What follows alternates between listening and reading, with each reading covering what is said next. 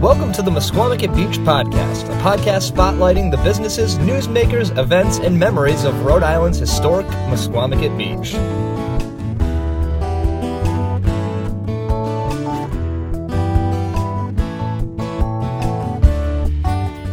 Hello, everybody, and welcome back to the Mesquamaket Beach Podcast. My name is Ben Barber. I'm one of the producers of the show and your host. And today, for the first time, we are actually on location on the beach, which is a much more beautiful office to be working in. So I'm very happy about that. And I'm at one of my favorite places on Mesquamaket Beach, and probably the only place that we've talked about so far besides Springfest that I have some reference and knowledge of just from personal experience and coming and loving it so much. We're at the Andrea. I'm very excited to be here.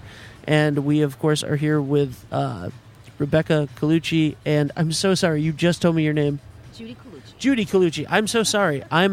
You know what? The second episode of this show, I accidentally called Atlantic Beach Park a parking lot. Oh. So I'm liable to say anything. But Judy Colucci and Rebecca Colucci, thank you guys very much for being here.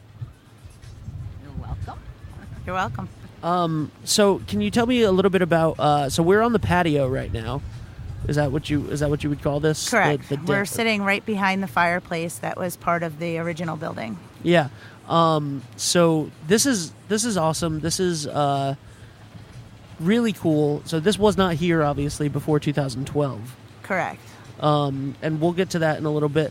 Can you guys tell me a little bit about your history with the Andrea, and has it been in your family the whole time? Are you guys the original owners? My grandfather purchased the Andrea in 1946, so it's been in our family since then. What year did you start working at the Andrea? I joined the family in 1972. Okay, wow. So that's a long time on the beach. I'm sure you have a lot of memories. Mm-hmm. So he bought it like 9 years after the hurricane of '38.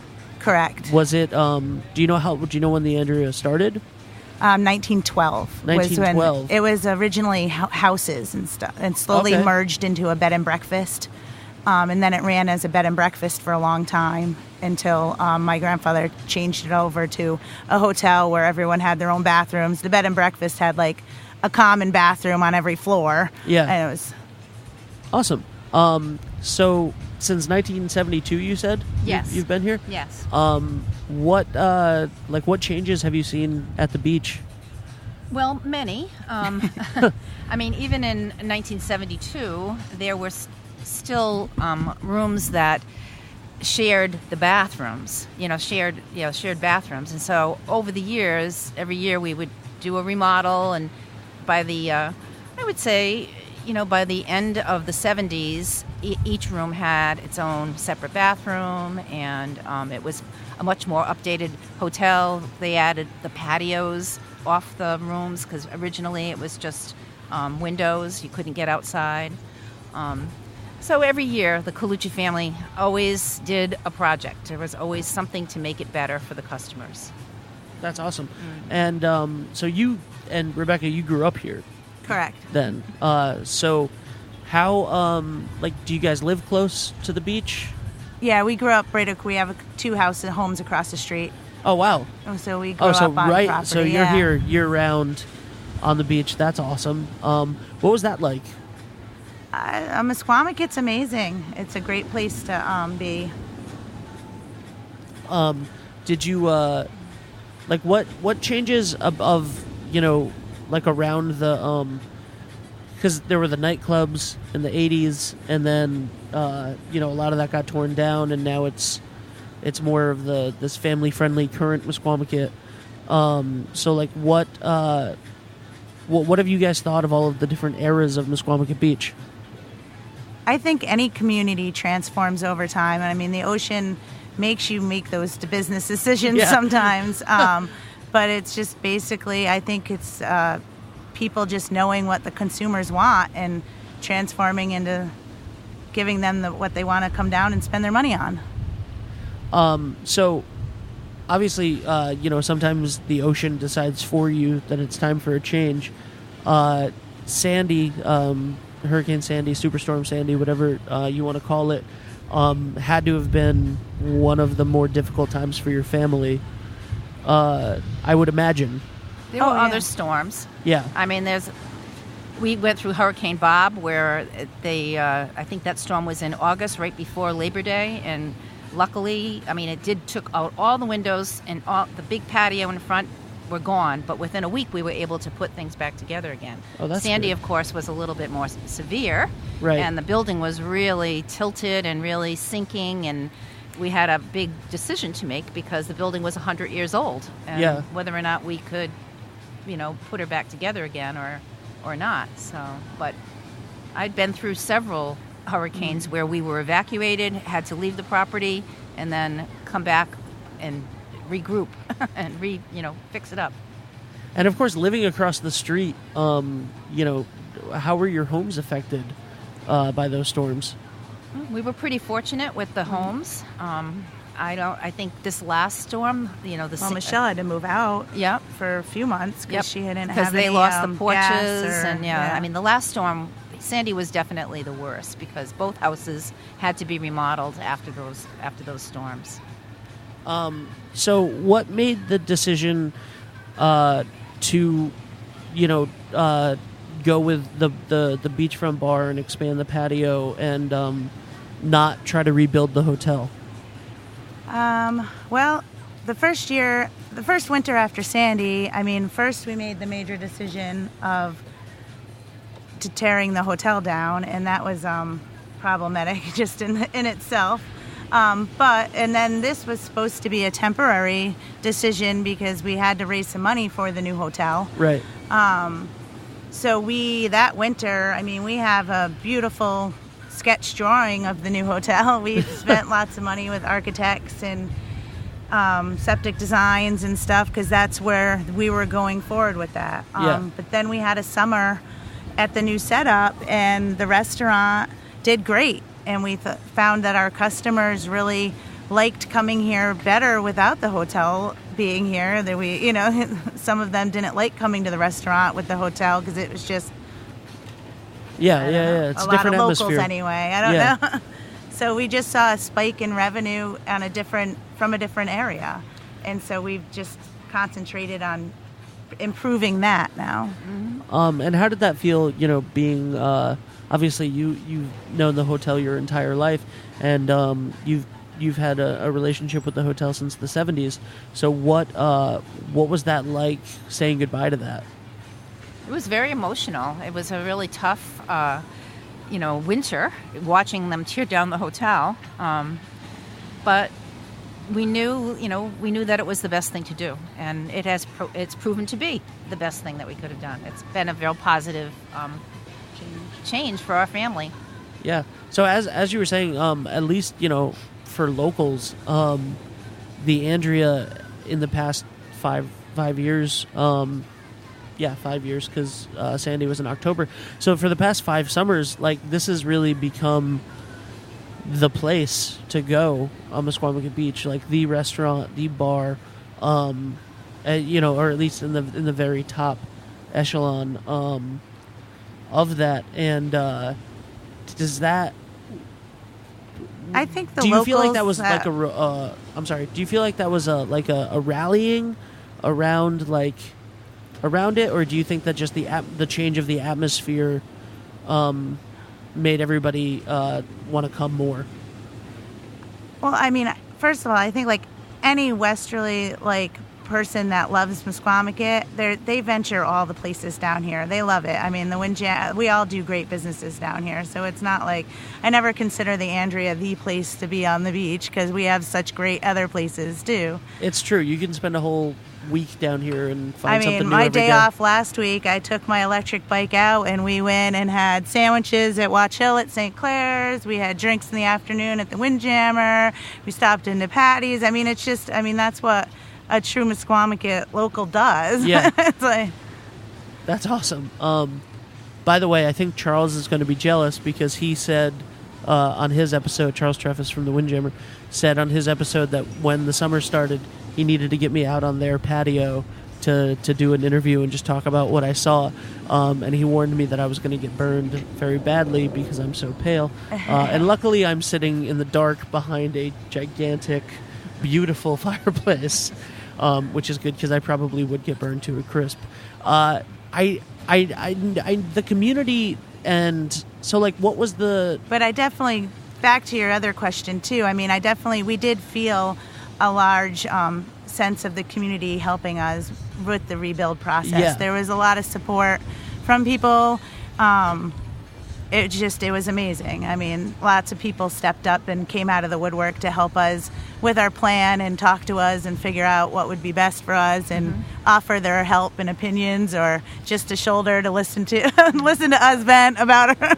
That's what I'm coming to find out is I really feel like Mesquamaket is it really feels like a little family, like an extended family. Like the Seafood Haven just got announced that they're reopening at a new location, and a lot of positive support from the other businesses, which I thought was cool. Yes, Mesquamaket has the best business orientated community. All of our business owners are united, and we really want people to enjoy Mesquamaket, not just our place in Mesquamaket, but Mesquamaket as a whole, because they'll come back and they'll tell people and they'll branch off to the other places, And kudos to Caswell too, because he has really been a big part of the glue that's held us together. Well, thank you for saying his name, because he owes me money now.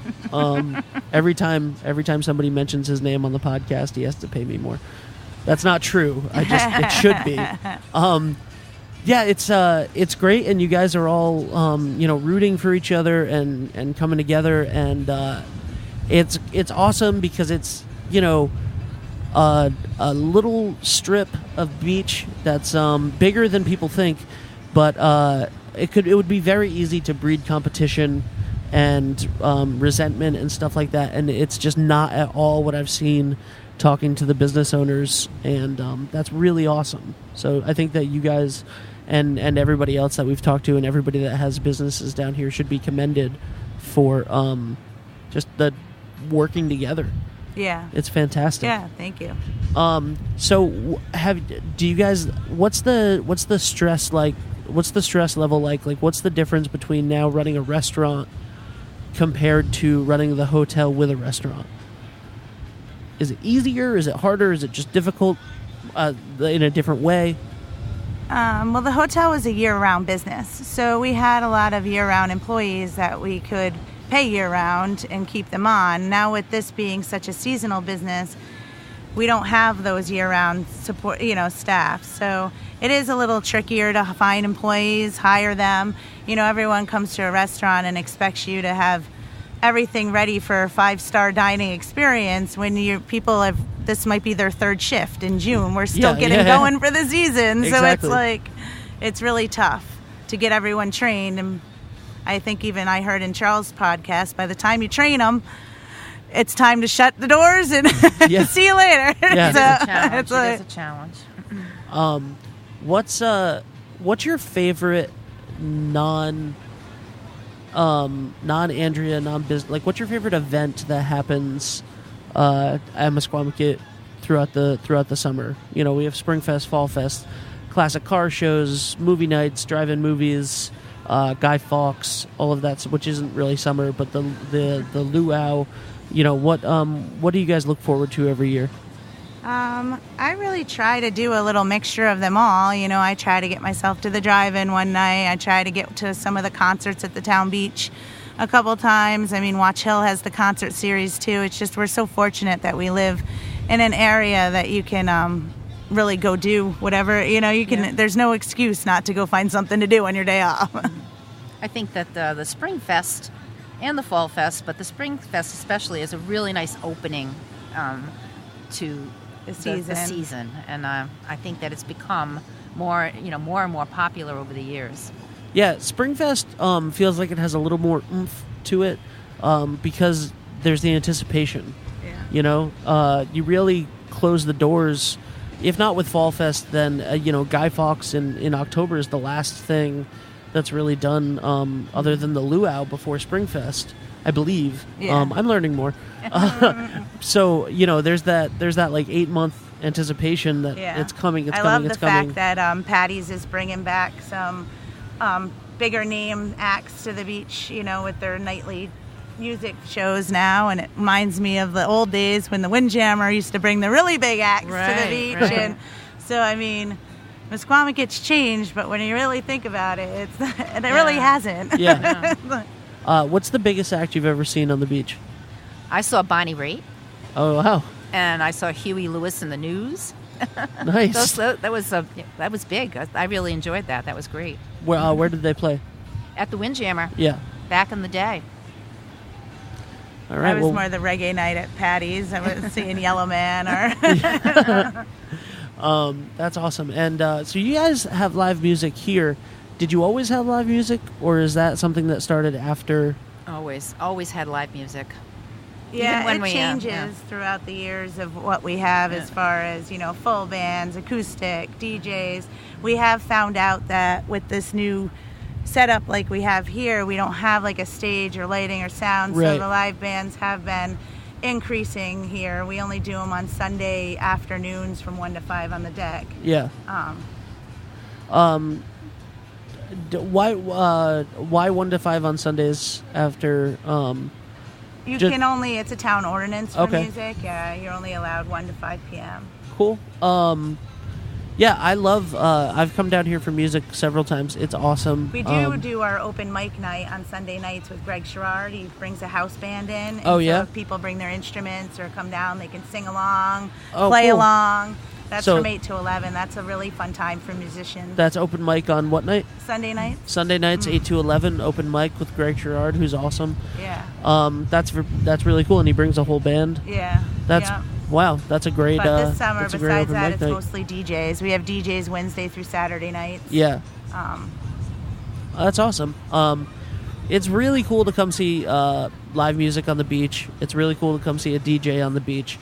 The atmosphere here at night is so cool. Under the tent is awesome. I've had several nights hanging out under the tent and coming out and just looking at the beach. Like, it's right here.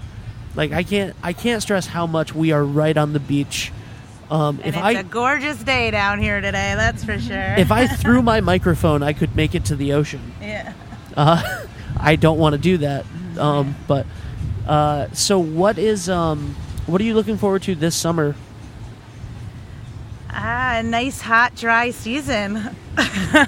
No rain on the weekends. Yeah. Was this our first nice weekend of the summer, you think? The weekend that we just had? The weather's been very trying, but I feel like we haven't had a spring in New England in over a decade, so I think you get used to it. I'm just waiting for summer to start.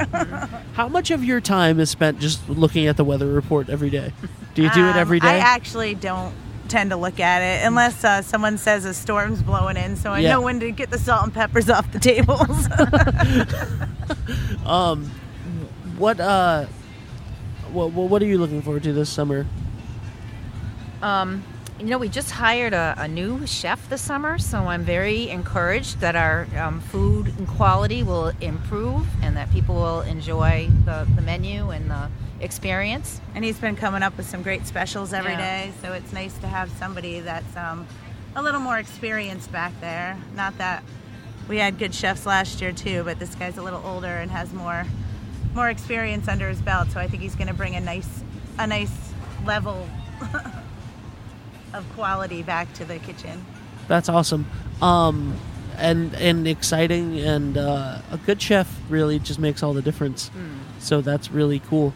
How much fun is it to just every day look out and see, people, families enjoying the beach? Like, right now, I went for a 3-mile walk on the beach this morning before I met you. there's a toddler playing in the waves in my eyesight, and it's just adorable. And you get to see that every day. That's your life. Yeah. That's so cool. It is.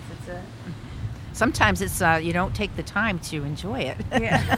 Because you're working so hard. So that's nice true. Yeah, that you point that out. So what's you guys host the Guy Fawkes Bonfire every October? Is that true? We have for 20. I think it's 20 years. 20th year. I don't know. I'm not sure. I know that I will know in a couple months, and I will pretend like I knew all along. So that's in October, right? It's usually, yes, the weekend after Columbus Day. So how did you guys start hosting that? Well, that started like in December on the actual Guy Fawkes. What was it? What was the actual date? It started in the winter. Okay. And because we were open in the winters back then, so it started as a big bonfire in the winter, as like some, a gimmick to get people down to the beach in the middle of winter, basically. Right. And what is that night like to have a big party after the season's over? Do you enjoy that?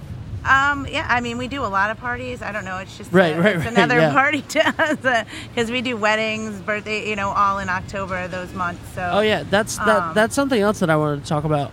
I've been to some parties here. I've been to like some retirement parties and stuff here.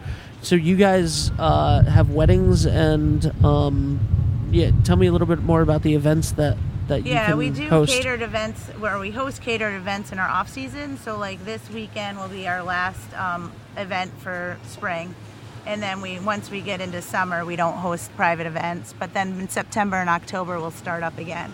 So you get everything from class reunions to weddings to rehearsal dinners to this week coming up we have a celebration of life and we have a rehearsal dinner and fundraising events. Yeah, lots of fundraising events. That's awesome. I'm very upset now. My class reunion was like 2 years ago. In 8 years, I'm going to have to make sure that they do it right? here. Yeah.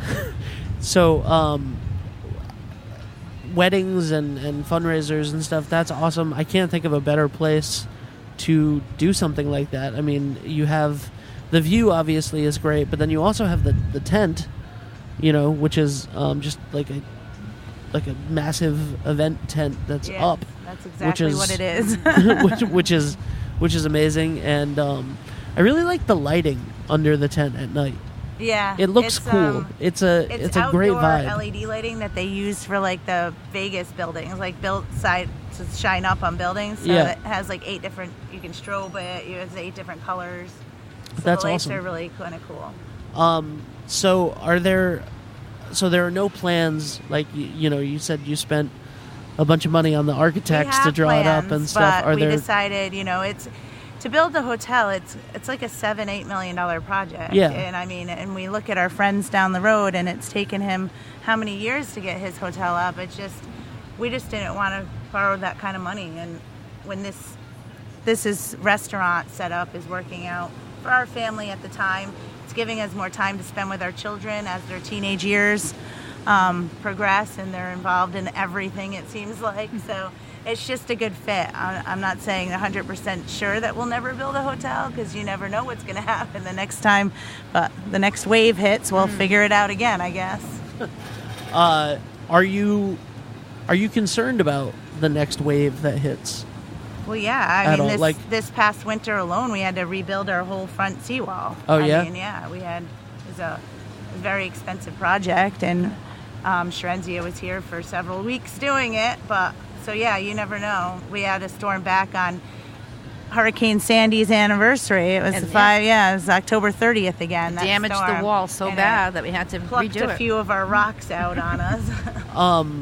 That's I mean, I know that it's something that comes with the territory. Yeah. But it just if it wasn't for that, it would be perfect. Yeah, exactly. So so you always have to fix stuff after the nor'easter season is really what people overlook, because hurricanes you get every once in a while, but those nor'easters come every winter, and those really do a lot. I mean, just look at Situate and those areas and those nor'easters that we got that totally wreck them. This past winter. Yeah. It's if the wind was going the other way, it would have been us. Yeah. I love how you both clearly something you guys say a lot. It's probably a really good thing then that you live so close to the to the business. That way, you're here to see the You damage definitely immediately. start to feel like a meteorologist. You're like, nope, it's going out to sea. Like, I know more than them. Like, because you watched it, you know what those are. But you have to. Like, I don't that's make just, the money that they do, though. It's interesting, though, because, of course, as a young woman who was raising a family, we did live right here during those years. But now both of my daughters and myself have chosen to move away from the beachfront. So, Yeah. I mean, I think that it does threaten your life. So Right. many, living here, you just don't know what the ocean's going to do. Yeah, definitely. It's beautiful, Yeah. but it can be scary. Yeah. Yeah. Yeah. So what do you guys have like I know that there's way too many to choose, and I'm a big jerk for asking you to try. Is there like a memory that really sticks out of the Andrea from all of the time that you've spent here, that just whenever anybody asks, like, what's your favorite memory of all your years that you've spent here, that you always remember, or one of many? Oh, there's so many memories. Yeah. I have to say that one of the things that we don't do anymore, unfortunately, but my father-in-law started years ago, was the holidays during the August.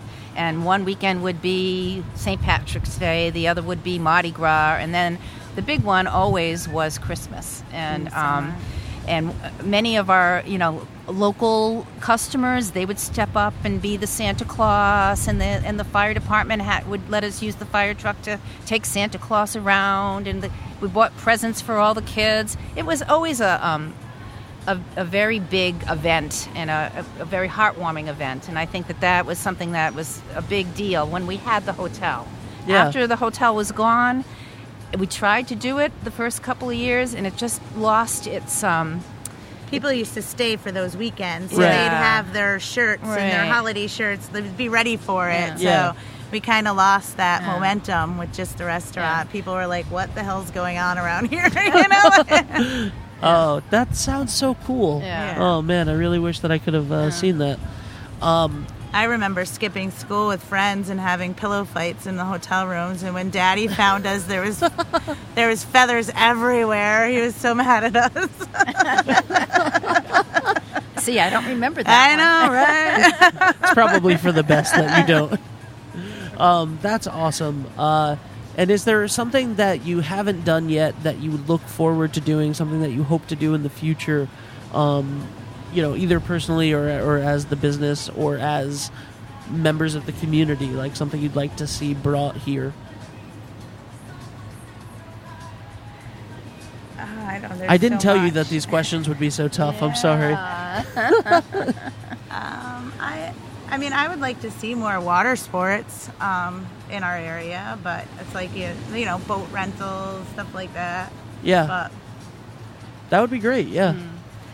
But I also don't want to be the one to start that kind of business either. Yeah. So. Yeah, there's a lot of liability with There that kind is, of and stuff. that's Absolutely. why, yeah. I feel like that all the time. I have Yeah. ideas, and I'm You like, go to oh, the I really Caribbean, want you that. see those like pirate ships with the slides and stuff, and it's like, why don't we have more Oh, that people would be- trying to make money like that that would be here? awesome. And today you look at the ocean and it's calm, and yeah, it it's gorgeous certainly would be today. a wonderful day to do that. But the ocean here in Rhode Island is so, you just can't plan it. Yeah. What it's going to be like from day to day. Yeah. Do you see like how is the traffic? This isn't something that I would probably ever ask in an interview if I wasn't looking at the ocean right now. What is the traffic like in the ocean when you're like? Is there constantly something going by? Is there because right now there's there's lots of ocean. there's like a sailboat in the Only when the sailboat regatta goes by or something like Right, that. That's right. pretty cool to watch. Yeah. Did the Morgan pass by here when it left the We Mystic? did see some tall ships. Was it last week? I think it was last week or the week before. There were several tall ships that went by. It's kind That's of cool. awesome, yeah. And occasionally you'll see a barge that's going between Quonset and Groton. Yeah. Bringing things back and forth between the EB properties. Yeah. Awesome. Well, that's really cool. And this has been a fantastic time for me. Thank you guys so much. It's been a pleasure to be actually on the beach with you, and you're establishment is beautiful and so much fun and a great place and great food. Well, thanks for coming great down. drinks. Thank you If guys. you'd like to have some lunch before you leave, we'll definitely buy you some lunch. Oh, thank you very much. That's very nice. Yeah. Is there anything you'd like to, advertise or anything before we leave? No, just that summer's started. All the We're here every businesses day. are down, are open 7 days a week now. So come on down to Mesquamaket. Awesome. And if you are so inclined, open mic nights are Sunday 8 to 11, and there's bands 1 to 5 on Sunday afternoons, and DJs Wednesday through Saturday. Wednesday through Saturday. Awesome. So much fun stuff to do. I can't recommend it enough. Thank you guys so much. And here's to another 105 years of the Andrea. Yeah, right. Wouldn't that be nice? Thanks. For more information on the events and businesses in Mesquamaket Beach, make sure to follow us on Facebook, Twitter, and at mesquamaket.org.